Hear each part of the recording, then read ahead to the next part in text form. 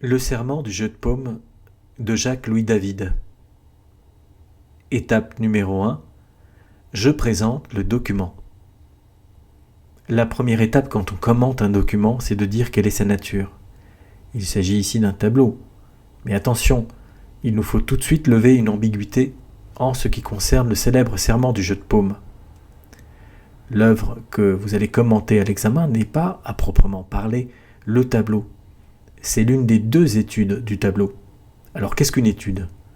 Une étude est une réalisation préalable au tableau qui permet à l'artiste de montrer à ceux qui lui ont commandé l'œuvre ce qu'il souhaite réaliser. Jacques-Louis David a donc réalisé deux études. Tout d'abord, cette huile sur toile que vous allez commenter à l'examen et que vous pouvez admirer au musée Carnavalet à Paris, et un dessin que voici. Ainsi, le peintre Jacques-Louis David nous a laissé ces deux réalisations préparatoires avant ce qui devait être le tableau. Un tableau qui, s'il avait été achevé, eût été bien plus qu'un tableau, un véritable monument au sens propre comme au figuré. Par ses dimensions tout d'abord, 3 mètres sur 6 mètres et demi. Ensuite par la manière dont est représenté l'événement dont nous allons parler. Le résultat est assez monumental, n'est-ce pas ? Et enfin par la finalité du projet. Ce tableau devait décorer le palais du Manège aux Tuileries, un bâtiment qui n'existe plus aujourd'hui, mais où se réunissait la Convention. Il s'agissait de rappeler à ceux qui y siégeaient ce grand basculement politique et historique originel qui s'est déroulé le 20 juin 1789 à Versailles, dans cette salle du jeu de paume que l'on peut encore visiter aujourd'hui. Alors, pourquoi ce tableau qui promettait d'être grandiose est-il resté inachevé ? Il y a des raisons financières, mais surtout politiques. En 1793, certains des personnages qui y sont représentés, tels que Mirabeau et Bailly, ne sont plus en odeur de sainteté, si j'ose dire. Mirabeau, en raison de sa duplicité et de ses manigances, qui l'ont amené à trahir la cause de la Révolution, et Bailly, premier maire de Paris, pour avoir réprimé brutalement l'agitation des sans-culottes parisiens, ce qui lui a valu d'être affreusement martyrisé pendant la Terreur. Il faut dire également qu'à l'époque, Jacques-Louis David est plus préoccupé par ses fonctions de député conventionnel que par son métier de peintre. Ce tableau sur lequel David commence à travailler en 1790 restera donc inachevé, ce qui le rend assez fascinant en l'état d'ailleurs, et il est aujourd'hui exposé au musée de l'Histoire de France à Versailles. Mais avant de commenter l'une des deux études de ce tableau, commençons par donner des informations sur le peintre qui en est l'auteur, Jacques-Louis David. Ce sera notre deuxième étape. Étape 2. Je présente l'auteur du document. Jacques-Louis David est un peintre français né en 1748 à Paris et mort en exil en 1825 à Bruxelles. On le classe sur le plan artistique comme le chef de file du mouvement néoclassique, un courant qui s'inspire de l'histoire antique, de la mythologie grecque ou romaine, très à la mode à son époque. Il a été à sa manière un acteur important de la Révolution française et du Premier Empire. Sa carrière politique est brève mais intense. Il est élu député de la Convention nationale, cette assemblée législative qui donne son nom au régime que connaît la France entre le 21 septembre 1792, date à laquelle est proclamée la Première République, jusqu'à sa dissolution le 26 octobre 1795, lorsque cette assemblée est dissoute pour donner naissance au Directoire. Il a le soutien du terrible Marat qu'il peindra mort assassiné dans sa baignoire. Il est aussi l'ami de Robespierre, qui n'a pas eu de rôle particulier lors du serment du jeu de paume, parce qu'il était absent, mais qu'il placera néanmoins au premier plan du tableau. Jacques-Louis David vote notamment la mort du roi Louis XVI, ce qui l'amènera à s'exiler au moment de la Restauration. Il prend également, et c'est sa part d'ombre, une part très active pendant la Terreur. Membre du comité de sûreté générale et président de la section des interrogatoires, il signe quelques 300 mandats d'arrestation et une 50aine d'arrêtés, traduisant des suspects devant le terrible tribunal révolutionnaire qui est à cette époque-là une véritable antichambre de la guillotine. Jacques-Louis David a également été chargé, pendant la sinistre et sanglante période que fut la Terreur, d'organiser les fêtes révolutionnaires. À la mort de Robespierre, son soutien à ce dernier lui vaudra d'être emprisonné. Il échappe à la guillotine et cesse alors toute activité politique.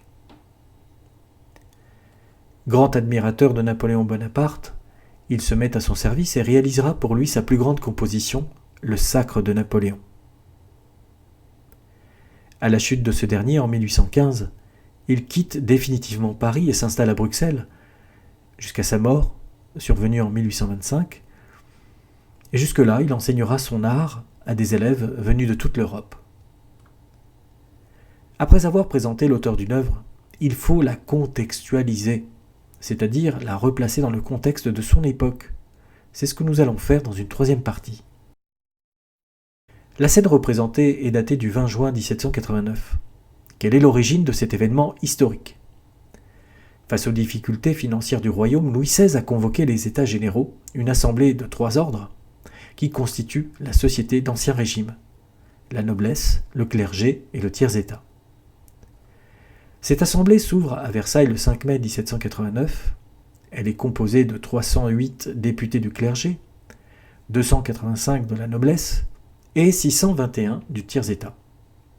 Ces derniers, dès le lendemain, demandent que l'assemblée en 3 ordres ne siège pas en ordre séparé, mais en commun, ce que les 2 autres refusent. Rejoints le 17 juin par des membres du bas clergé, notamment des prêtres des campagnes, les députés du tiers-État prennent conscience d'une réalité. Réunis tous ensemble, ils représentent 96% du pays et demandent à siéger de manière permanente en une assemblée unique qui représenterait la nation. Le 20 juin, sentant que la situation lui échappe, Louis XVI interdit l'accès du lieu où le tiers-État voulait siéger avec la moitié des représentants du clergé qui le soutiennent. Au coup de force du roi répond une sorte de coup d'État pacifique. 300 députés investissent la salle du Jeu de Paume de Versailles et jurent de ne se séparer qu'après avoir donné une constitution à la France. Louis XVI cédera une semaine plus tard en invitant les représentants du clergé et de la noblesse qui n'avaient pas fait cause commune avec le tiers-État à siéger finalement avec lui. Et c'est ainsi que l'Assemblée des États généraux, initialement constituée de représentants des 3 ordres, est devenue le 9 juillet l'Assemblée nationale constituante, c'est-à-dire l'Assemblée chargée de donner une constitution au Royaume de France. C'est un moment fondateur de l'histoire de notre démocratie. C'est un véritable basculement politique et historique. Désormais, le principe de souveraineté ne repose pas intégralement dans la personne du roi, comme ce fut le cas pendant des siècles. La souveraineté est transférée à la nation, qu'il exerce par ses représentants élus, constitués en Assemblée nationale. Le 20 juin 1789, c'est en quelque sorte la naissance de la démocratie en France. C'est un événement autrement plus important que la prise de la Bastille le 14 juillet suivant. On peut encore s'étonner aujourd'hui que la date de cet événement majeur qui a initié notre histoire démocratique n'ait pas été choisie pour en faire celle de notre fête nationale. Après ces rappels du contexte, penchons-nous sur les éléments intéressants de ce tableau. Il y aurait tant de choses à dire sur ce tableau. Il synthétise à lui tout seul l'esprit des premiers mois de la Révolution. Mais le temps imparti à l'oral au CAP ne vous permet pas de vous livrer à un commentaire exhaustif de cette œuvre. Aussi, je vous propose de vous en tenir à quelques éléments remarquables de ce tableau qui, au premier regard, fait penser à une scène de théâtre. Tout d'abord, l'homme debout sur une table. Jean-Sylvain Bailly, dont nous avons déjà parlé. Désigné par ses collègues président de l'Assemblée, il lit le texte du serment par lequel les députés jurent de ne pas se séparer avant d'avoir donné une constitution à la France. Le futur premier maire de Paris est au centre, au-dessus d'une assemblée, dont la posture des membres qui la composent traduit l'enthousiasme, la ferveur, l'intensité du moment.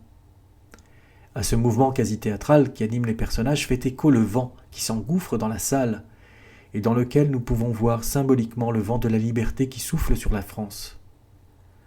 On peut également dire que les divers personnages qui observent depuis les ouvertures de la salle personnifient le peuple et ses attentes de changement. Autre élément remarquable au premier plan, un homme, l'abbé Grégoire, un prêtre catholique qui a pris la défense des Juifs de France et lutté pour l'abolition de l'esclavage.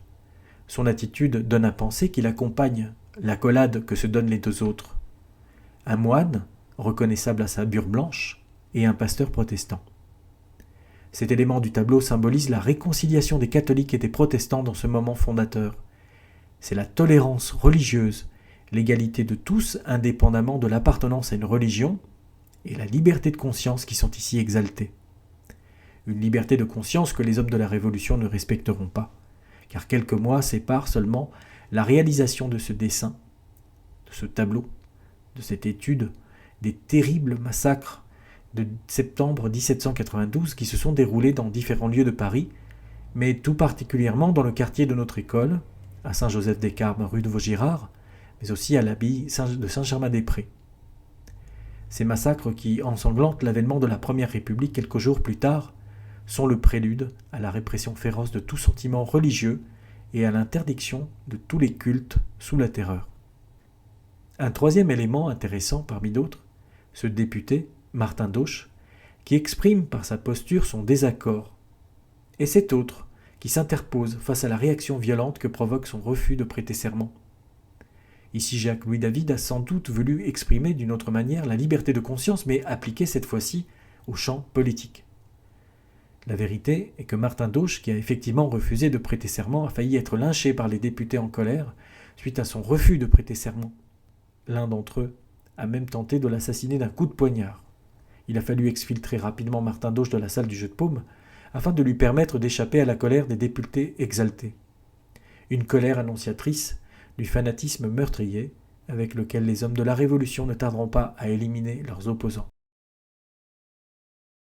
Cinquième étape, c'est la conclusion. Que nous dit ce tableau aujourd'hui ? On pourrait dire, comme le président Mitterrand l'a fait lors du bicentenaire de l'événement, que, je cite, « David donne de la séance du 20 juin une idée de la ferveur que chacun ressentait, de l'élan et de la détermination des hommes du tiers-État et des membres du clergé qui les avaient rejoints, pour qui la loi ne devait plus procéder des décisions d'un seul, le roi, mais de la nation tout entière. Retenons que c'est la naissance de notre démocratie qui est représentée dans cette œuvre avec beaucoup d'idéalisme. Finalement, l'inachèvement du tableau est lui aussi très parlant sur le plan symbolique. Il est le signe que la marche vers une démocratie réelle reste à réaliser, qu'elle prendra du temps comme le montrent les soubresauts politiques du XIXe siècle. Et sur un plan encore plus symbolique encore, que la démocratie n'est jamais définitivement acquise et que chaque génération a son propre effort à produire pour qu'elle devienne toujours plus une réalité.